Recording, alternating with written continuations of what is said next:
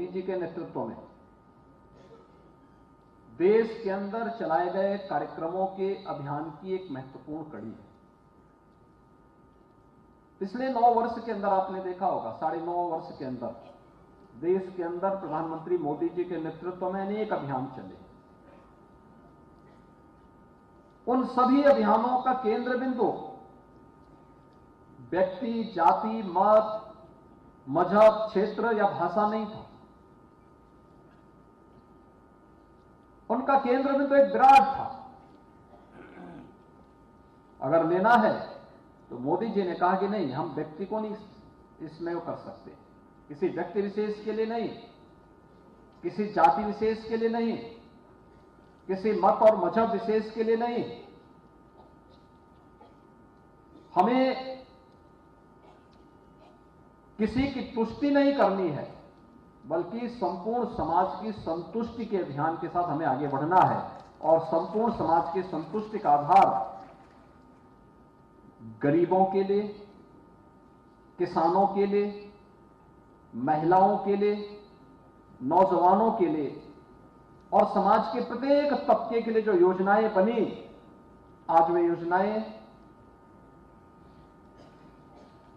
22 जनवरी के कार्यक्रम की आधारशिला बन रही है, जो राम राज्य की पुनर्प्रतिष्ठा का कार्यक्रम का हिस्सा है।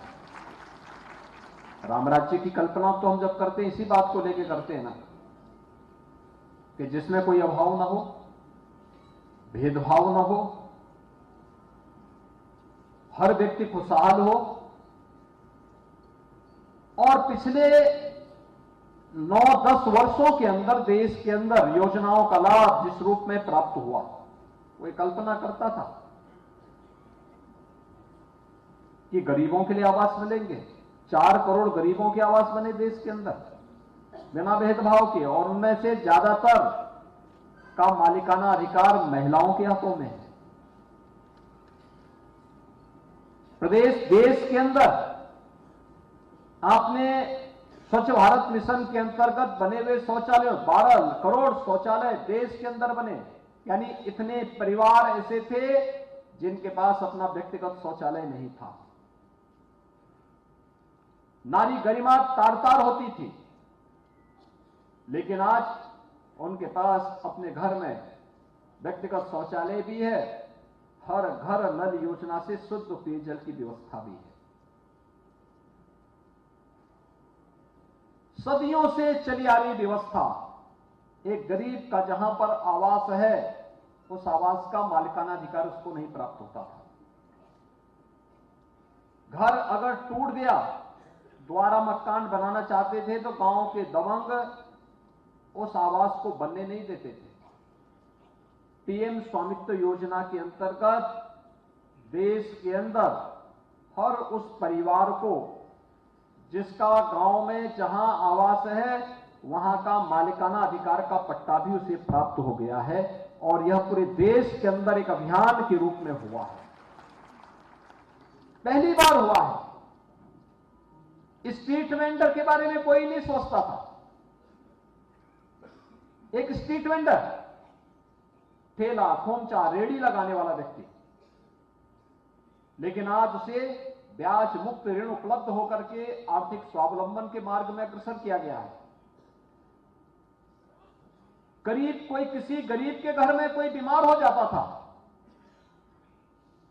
पूरा खेती बाड़ी गहने सब बिक जाते थे, कोई पूछता नहीं था, सगे संबंधी भी मोड़ लेते थे।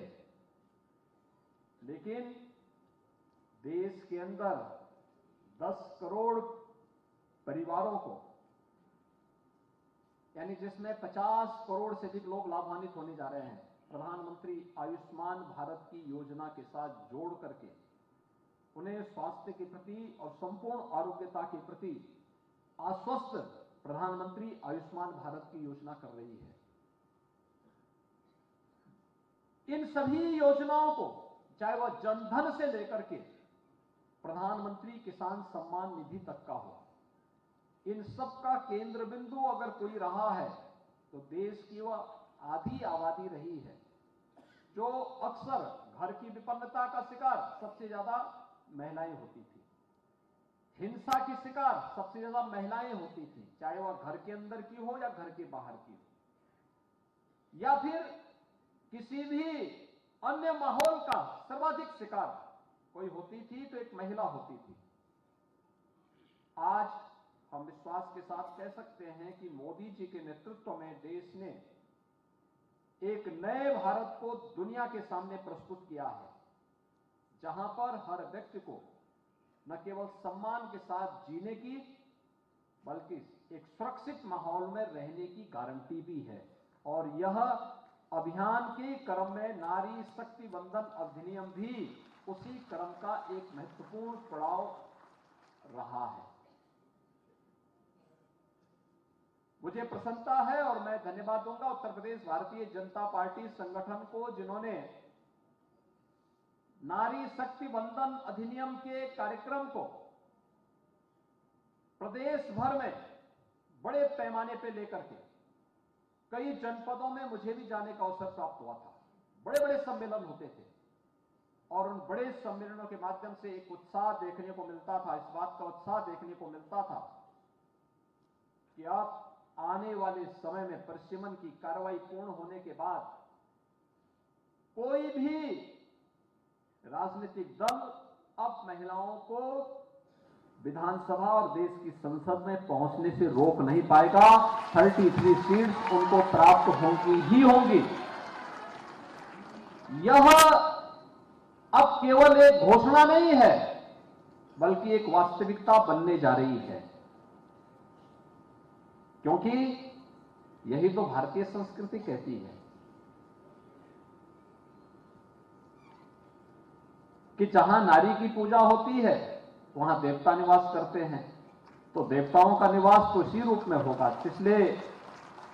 पिछले 9-9.5 वर्ष के अंदर प्रधानमंत्री मोदी जी के नेतृत्व में नारी गरिमा के लिए, उनकी सुरक्षा के लिए, उनके सम्मान के लिए, उनके स्वावलंबन के लिए जो कार्यक्रम हुए, सुरक्षा का एक बेहतर वातावरण बना, उनका गौरव और सम्मान बढ़ा, उनके स्वावलंबन के लिए अनेक कार्यक्रम हुए। तो प्रभु राम लला का विराजमान होना तो स्वाभाविक था ही। तो ये अपने आप में वो कड़ी अपने आप में इसके साथ जुड़ती हुई दिखाई देती है।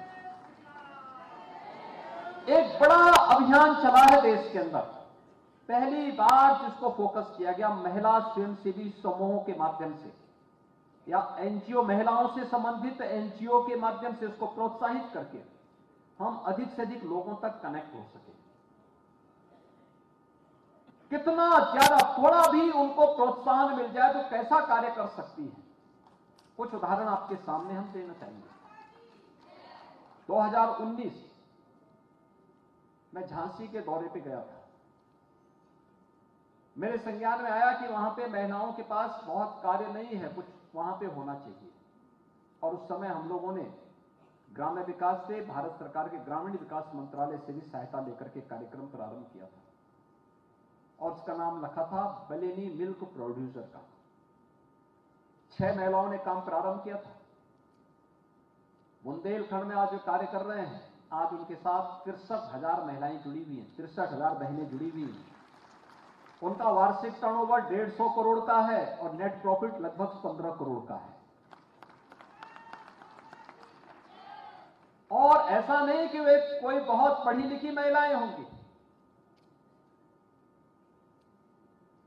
किसी विश्वविद्यालय में या किसी कोई वैज्ञानिक है या कोई प्रोफेसर है, ऐसा नहीं है। गांव की सामान्य महिलाएं हैं, सामान्य पढ़ी लिखी महिलाएं हैं, लेकिन थोड़ा सा प्रोत्साहन, थोड़ा सा संबल मिल गया। परिणाम क्या है? आज वह एक यूनिक यानी 63,000 महिलाएं एक साथ आर्थिक स्वावलंबन की तरफ अग्रसर हुई हैं। यह बलेनी मिल्क प्रोड्यूसर के माध्यम से झांसी और बुंदेलखंड क्षेत्र में आप देख सकते हैं। उत्तर प्रदेश के अंदर कोरोना कालखंड में 2020 में, जब इस सदी की सबसे बड़ी महामारी आई थी कोरोना, तो कोरोना में आपने देखा होगा केंद्र सरकार भी, राज्य सरकार भी अनेक प्रकार की घोषणाएं कर रही थी, कार्यक्रम आगे बढ़ा रही थी। फ्री में टेस्ट था, फ्री में उपचार भी था, फ्री में वैक्सीन भी था, फ्री में राशन की व्यवस्था भी की गई। जनधन अकाउंटधारी जितने परिवार थे उनके लिए रसोई गैस के सिलेंडर के लिए भी इंसेंटिव देने की कार्रवाई प्रारंभ हुई। भरण पोषण भत्ता भी देने